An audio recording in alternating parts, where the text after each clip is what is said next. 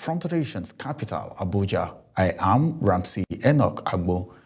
A quick reminder that Global Television is on DSTV channel 365 and Star Times channel 276. Now the news in full. The Independent National Electoral Commission, INEC, has begun releasing results of the Federal Capital Territory Area Council election held on Saturday. People's Democratic Party candidate Mohammed Kasim has won the Gwagwalada Area Council chairmanship election in the FCT, polling 22,165 votes to defeat All Progressive Congress candidate Yahaya Shehu, who scored 17,788 votes, while All Progressive Grand Alliance ABGA trailed in third place in the Abuja Municipal Area Council. Incumbent Chairman Christopher Mekalango of the APC secured victory with 40,294 votes ahead of the ADC and PDP candidates. Also, Daniel Nuhu of the All Progressive Congress won the Kwali Area Council chairmanship election with 17,032 votes. Nuhu secured victory across a majority of the wards to defeat Haruna Pai of the People's Democratic Party, who pooled 8,575 votes to come second in the election. INEC officials says the results reflect votes cast across credited polling units, with turnout significantly below the number of the registered voters. Meanwhile, Joshua Ishaku of the All Progressive Congress has won the Buhari Area Council chairmanship election with 18,466 votes. According to results announced by INEC, the Action Democratic Congress, ADC, and Zenith Labour Party candidates placed second and third respectively. The outcome follows the withdrawal of the People's Democratic Party candidate ahead of the polls after consultations involving FCT Minister Nyesom Wike. The Minister of the Federal Capital Territory, Nyesom Wike, has monitored the conduct of the area council elections across the FCT, describing the process as peaceful and orderly. The minister visited polling units where he interacted with ad hoc staff of the Independent National Electoral Commission, that is INEC, to assess the level of compliance and voter turnout. Kabir Hassan reports. Speaking during the visit, Wike expressed satisfaction with the conduct of exercise. At another polling unit, INEC officials informed the FCT minister that although the process was smooth, turnout in some areas are low. Very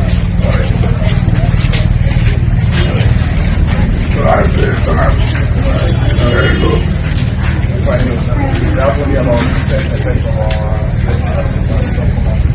only 10%.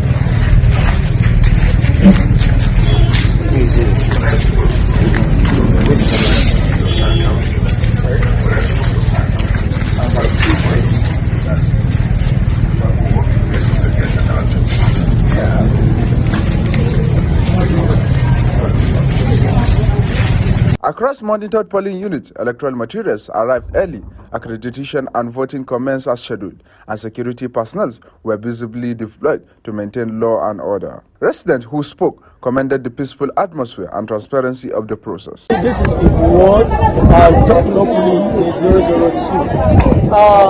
The processes that have been done very, very perfect. As you can see, I've already been accredited and I'm 100% ready to go and cast my vote.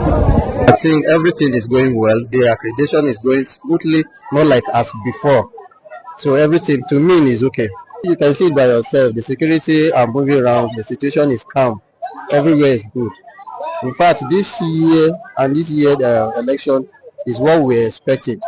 The election here has been peaceful. There's no violence and everything is going smoothly.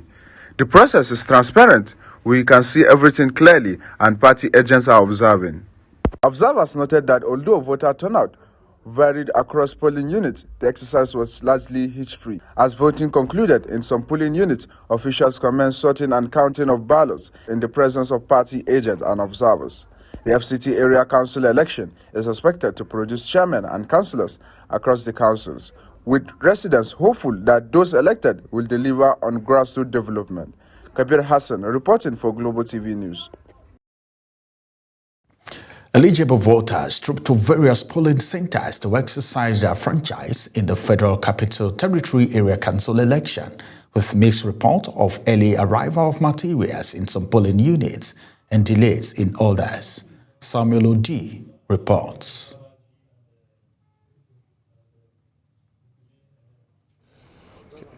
We're currently here at the polling unit 013 at Asokoro, just a very short distance away from ECOWAS Commission Secretariat here in Abuja.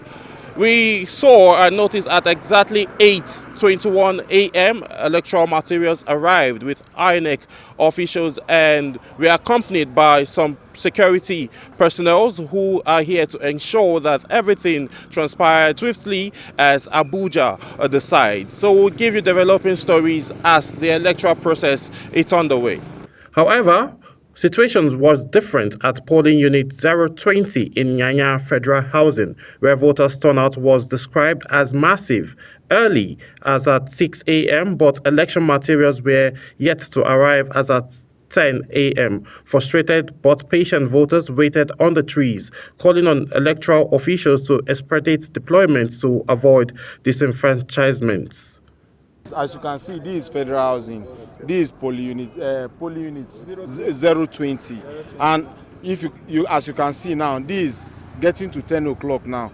Up till now, we have not seen our election materials up till now, and other places have started voting now. They are doing accreditation and all of that, but up till now, the whole Federal Housing, as you can see now, there is no election materials, nothing. I'm just coming from the collation center, and in Nyanya, 95% of them now have left the collation center, so we don't know what is going on. And look at time now, and according to the INEC, by now our election materials are supposed to be in the polling units up till now, so we don't know what is going on, Nigerians. So this is what is happening. We're here since 6 o'clock, and so we are told the election is starting by 8:30. So up till now, we haven't seen anything, and there is no any update as it is now. We are just waiting for INEC officials. Some voters expressed concerns that delays could damper morale if not urgently addressed, while others maintained confidence that the process would stabilize as the day progressed.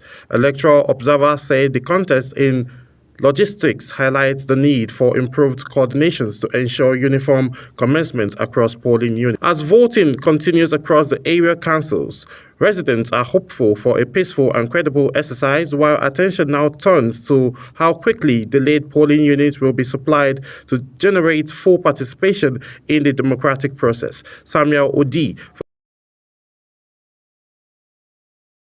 Minister of Special Duties and Internal Governmental Affairs, Zephaniah Bitrus Jesali, says the FCT Council elections were generally peaceful, describing the exercise as free and fair. Ubong Usoro reports. Speaking after casting his vote at voting unit 02 in Gariki, the minister expressed satisfaction with the conduct of the process. The INEC, they are all here, and they are all over the Civil Council. And they are conducting an election free and fair, no hints. And I believe the security agents are also doing their job. I can see that atmosphere is very calm, everything is going well. He commended the Independent National Electoral Commission for the timely deployment of electoral materials and personnel, noting that voter turnout was encouraging. And the people of Abuja Municipal Council will smile because I believe they are voting the candidate of their choice. And I believe that people are doing their rightful voting. And by the grace of God, would want the people want to realize the winner of the election. Right Honorable Jalasu also praised security agencies for maintaining order and ensuring a safe environment for residents to exercise their civic responsibility. He urged eligible voters who are yet to cast their ballots to take advantage of the peaceful atmosphere and participate in the democratic process. Ubong Usoro for Global Television News. Voting in the Federal Capital Territory Area Council election was largely peaceful in Buari, with stakeholders expressing satisfaction over the conduct of the exercise. Security agencies, electoral officials, and voters all reported a calm atmosphere. Sadia Yakubu reports. Accreditation and voting commenced earlier in several polling units visited as officials of the Independent National Electoral Commission deployed materials and personnel across the area councils. Security operatives were also seen stationed at strategic locations to maintain order. The Commissioner of Police for FCT, Mila Nantawai, who monitored the exercise in Buari Area Council, described the process as orderly and free of major security breaches. To the best of my knowledge and what I have seen so far, the conduct of the election has been peaceful.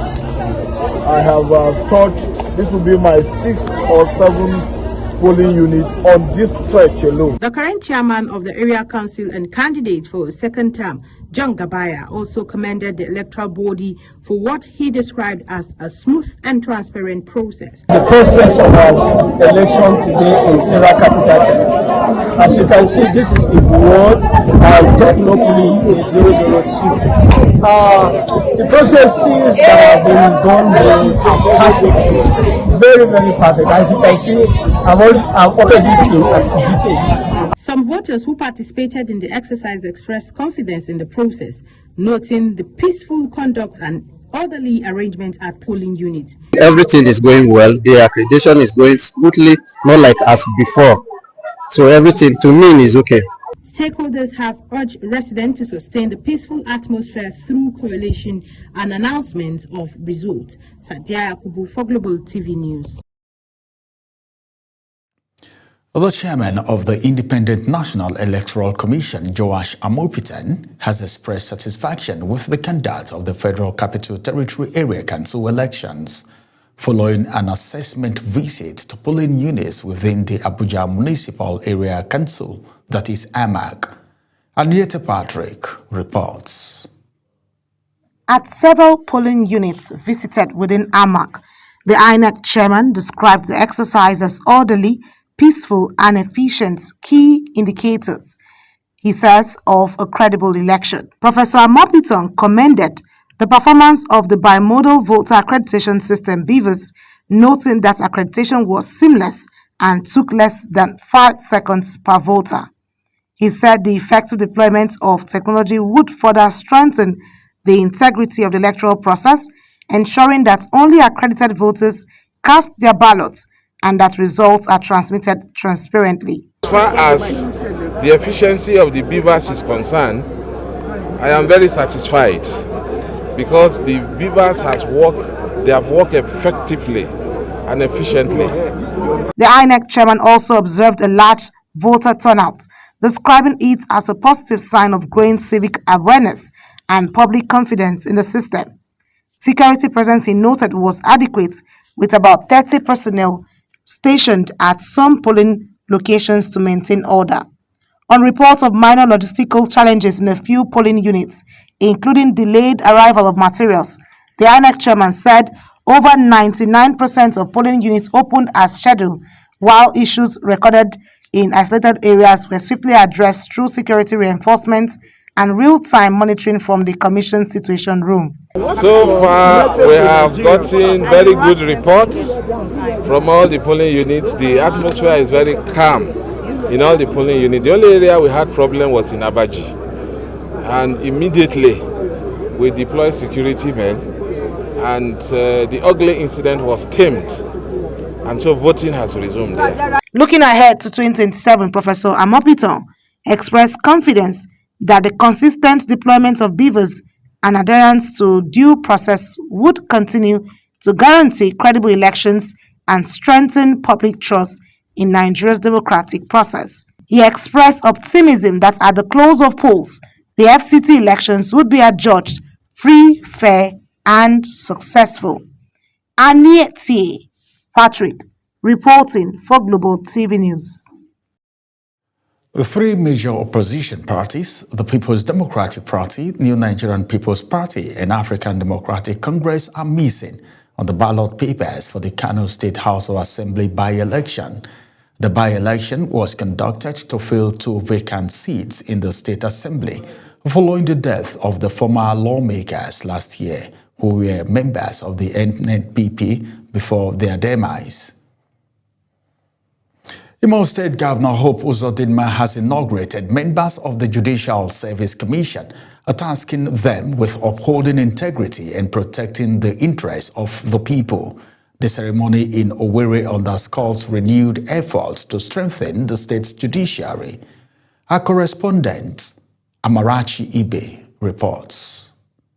Administering the oaths of office, Governor Uzodinma described the inauguration as a defining moment in strengthening the state's judiciary. He acknowledged that recent developments has tested the system, but expressed confidence that the reconstituted commission would restore stability and reinforce public trust. So I will urge you to go out there, give Imo State a united, committed judiciary that will take care of the interests of the ordinary man.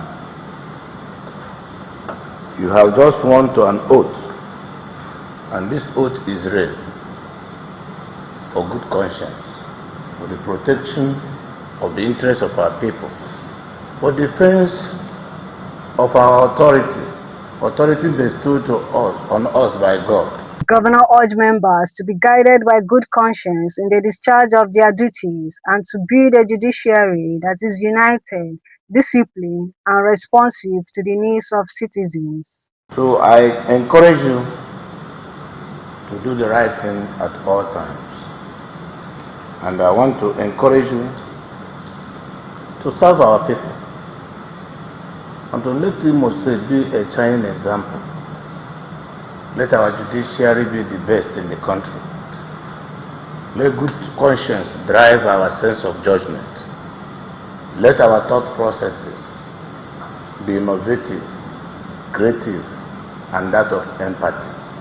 Responding on behalf of the Commission, Louis Alozie, Senior Advocate of Nigeria, assured that the Commission would work in harmony with relevant arms of government while preserving the independence, fairness, and integrity of the judiciary. Do our very best to uphold what is fair, what is right, and what can be defended before God and man. The inauguration marks a significant step in repositioning the Judicial Service Commission to enhance accountability and strengthen confidence in the administration of justice in Imo State. From Owerri, Amarachi Ibe, reporting for Global TV News. The Joint Admission and Matriculation Board has clarified that candidates are not required to remove their hijabs during registration, following a video that raised concern about alleged discrimination against Muslim candidates at Afe Babalola University.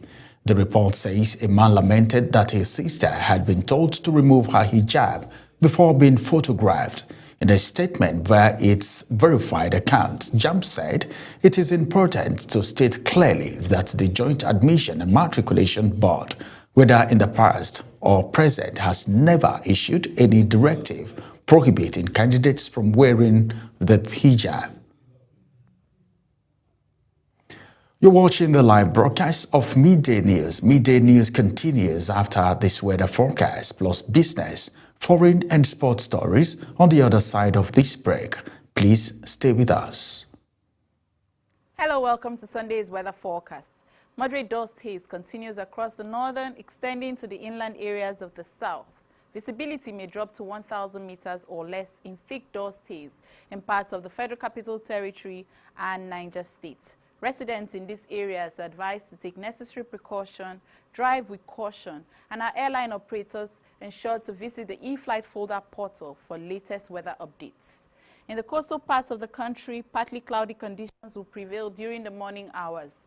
Later during the day, there are chances of thunderstorms in parts of Bayelsa, Rivers, and Delta states. If you're in these areas, keep an eye on the sky and keep an umbrella handy. Temperatures may drop slightly due to the presence of dust particles in the atmosphere. So stay with us for temperature forecasts across some selected cities. I am Theodora Itum. Thank you for watching.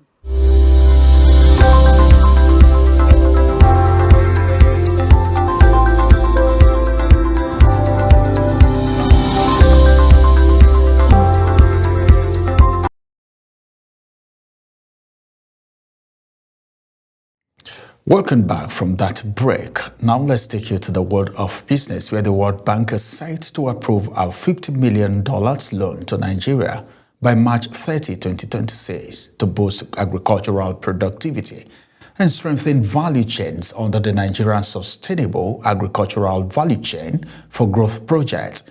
The facility, to be fully financed through the International Development Association, will support smallholder farmers, promote private sector investment, and address structural gaps that have left Nigeria importing nearly $10 billion worth of food annually, despite agricultural employment about one-third of the workforce. If approved, the credit will add to Nigeria's rising exposure to the World Bank, with the country's debt to the IDA standing at $18.7 billion as of December 2025, highlighting growing reliance on concessional funding amid fiscal constraints. Hezbollah on the foreign scene has warned that it would have no choice but to fight on after an Israeli strike on targets in Lebanon killed 8 of its operatives. Lebanon's government has vowed to disarm Hezbollah, but Israel insists it retains the right to defend itself by striking the Iran-backed militant group. The Israeli military said it had hit Hezbollah command center in eastern Lebanon and targets linked to the Palestinian group Hamas in the south. And now in sport, the Nigerian Football Federation has confirmed that the Super Eagles will participate in a four-nation invitational tournament in Amman, Jordan, during next month's international window. Nigeria will open against Iran on March 27 at the Amman International Stadium before facing host Jordan on March 31, while Costa Rica completes the lineup of participating teams. The tournament offers the three-time African champions an opportunity to test squad depth and tactical adjustment ahead of upcoming competitive fixtures. Floyd Mayweather is coming out of retirement and will return to professional boxing after his exhibition fight with Mike Tyson this spring. The 48-year-old announced. Former multi-weight world champion Mayweather retired from boxing in 2017, unbeaten in 5 bouts, though he has appeared in several exhibition fights. A first professional fight is tentatively scheduled for this summer against an opponent to be announced. And that's it on Midday News. A quick reminder that Global TV is on DSTV channel 365 and StarTimes channel 276. Kindly follow us across all social media platforms now showing on your screen using @Global TV NG. I am Ramsey Enoch Agbo. Thanks for watching.